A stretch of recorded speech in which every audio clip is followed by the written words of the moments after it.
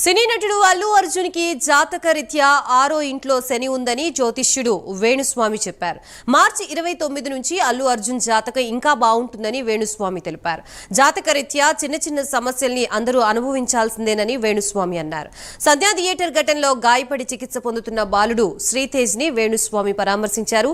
శ్రీతేజ్ వేగంగా కోలుకుంటున్నాడని వేణుస్వామి తెలిపారు. శ్రీతేజ్ పేరిట సొంత ఖర్చుతో 3 రోజుల పాటు మృత్యుంజయ హోమం నిర్వహిస్తానని వేణుస్వామి ప్రకటించారు. శ్రీతేజ సోదరి భవిష్యత్తు కోసం 2 లక్షల రూపాయల చెక్కుని తండ్రి భాస్కర్ కి వేణుస్వామి అందజేశారు.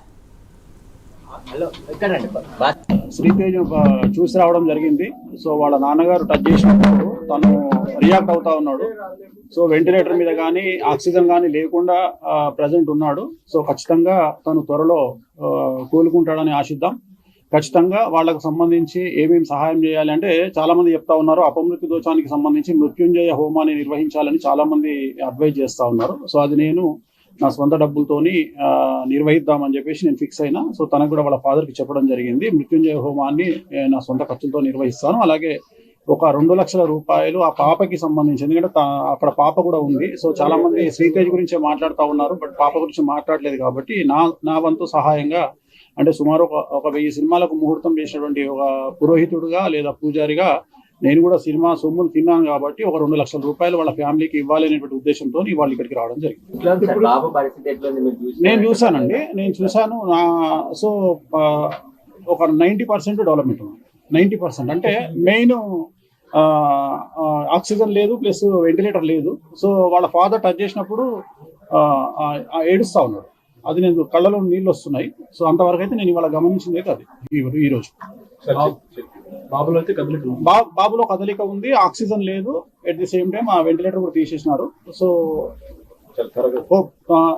నెల అటు ఇటు అయినా ఖచ్చితంగా కోలుకుంటాడు అనేటువంటిది నా ఉద్దేశం. దానికోసమే మన మృత్యుంజయ హోమాన్ని కూడా ఈ వారంలో నిర్వహించడానికి నేను నిర్ణయం తీసుకున్నాను. మృత్యుంజయ హోమం వల్ల ఎటువంటి ఉపయోగం?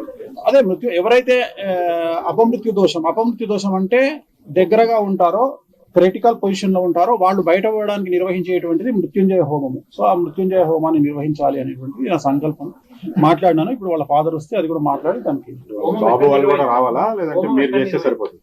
హోమం మన ఆఫీస్ లో కానీ ఫామ్ హౌస్ లో కానీ నిర్వహిస్తాం. అంటే వాళ్ళ తరపున ఎవరో ఒకటి సంకల్పానికి రావాలి కదా, అందుకని 3 రోజులు ఉంటుంది.